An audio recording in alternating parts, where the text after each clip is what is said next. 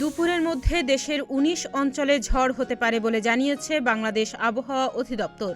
সেই সঙ্গে এসব অঞ্চলের নদীবন্দরগুলোকে সতর্ক সংকেতও দেখাতে বলেছে সংস্থাটি। শনিবার বাংলাদেশ আবহাওয়া অধিদপ্তরের আবহাওয়াবিদ খন্দকার হাফিজুর রহমানের দেয়া দুপুর ১টা পর্যন্ত দেশের অভ্যন্তরীণ নদী বন্দরসমূহের পূর্বাভাসে এ তথ্য জানানো হয়।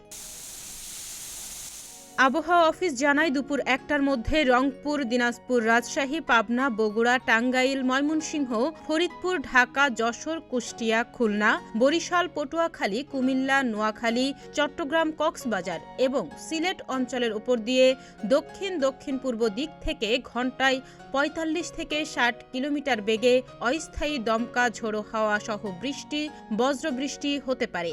এসব এলাকার নদীবন্দরসমূহকে ১ নম্বর সতর্ক সংকেত দেখাতে বলা হয়েছে। তাহনিয়া ইয়াসমিন, প্রতিদিনের বাংলাদেশ।